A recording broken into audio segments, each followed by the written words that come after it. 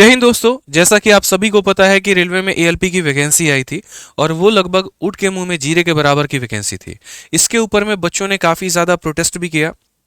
उन्होंने जो है ट्विटर पर कैंपेन भी चलाया और हमने भी उनका पूरा समर्थन दिया है ट्विटर के कैंपेन में।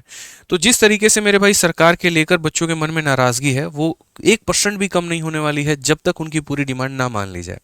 और मैं इस बात में पूरी तरीके से बच्चों के हक में हूँ, बच्चों के सहयोग में हूँ।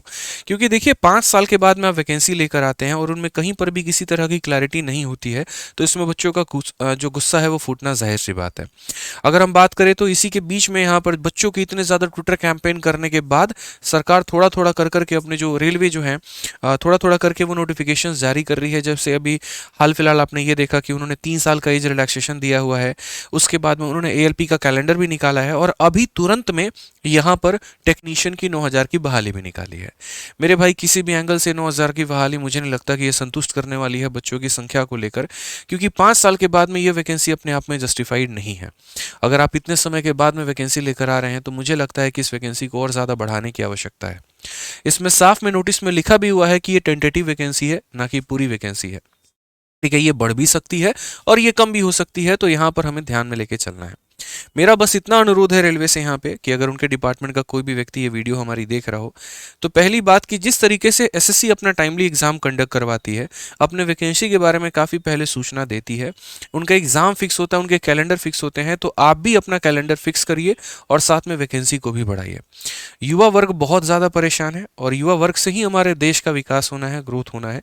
अगर आज ये युवा ही इतना ज़्यादा परेशान होगा तो जिस भारत की सुंदर भारत की आप कल्पना करते हैं वो शायद कभी पूरा नहीं हो पाएगा।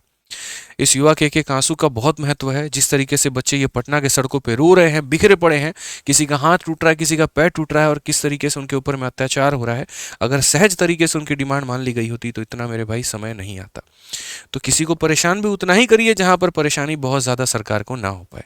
मेरा बस हाथ जोड़कर सभी लोगों से विनम्र निवेदन है, बच्चों से भी, कि बहुत ज़्यादा आप लोग फिजिकल प्रोटेस्ट में ना हिस्सेदारी दिखाएं।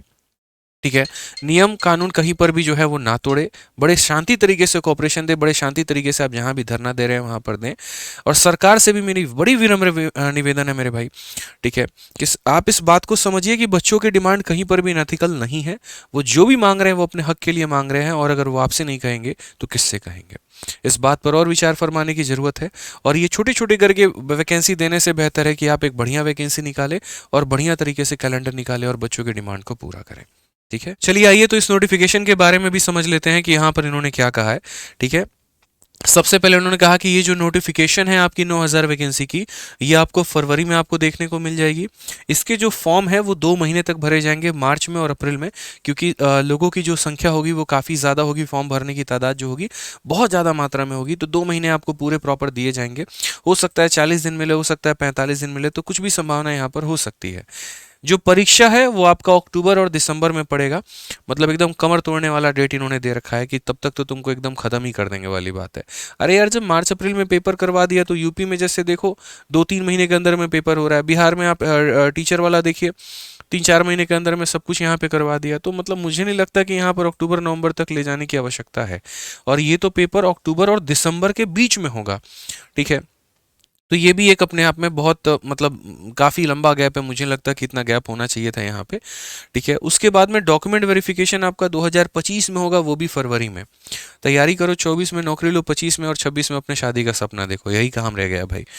ठीक है, तो यहाँ पर इन्होंने नोट भी दिया हुआ है, the centralised employment notice for the next cycle of recruitment for the post of technician is provisionally plan for the issue in April 2025।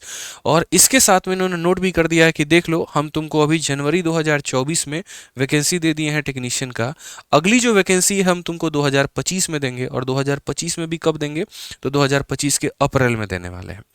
मतलब जनवरी फरवरी का कोई बात नहीं है, सीधा यहाँ पर 1.5 साल के बाद में अगली वैकेंसी जो है वो आएगी। ठीक है, और तब तक के लिए फिलहाल आपके पास में टेंटेटिव वैकेंसी कितना है, 9,000 है। तो मैं तो इससे बिल्कुल भी संतुष्ट नहीं हूँ और मुझे नहीं लगता है कि ये कहीं पर किसी भी तरीके से कोई हक की बात है।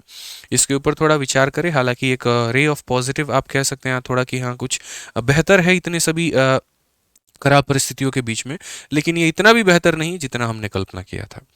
ठीक है, तो सरकार इस पर थोड़ा विचार करे, बच्चों की सभी मांग को ध्यान से रखें। ठीक है, और बाकी बच्चों, आप लोगों से मैं एक ही बात अनुरोध करूंगा, कहीं पर कोई भी स्थिति है, हम आप लोगों के साथ हैं, हमारी पूरी टीम आप लोगों के साथ है। ठीक है, संवैधानिक तरीके से आप जो भी कर रहे हैं वो करिए, गैर संवैधानिक तरीका ना अपनाएं आप। ठीक है, बहुत बहुत धन्यवाद।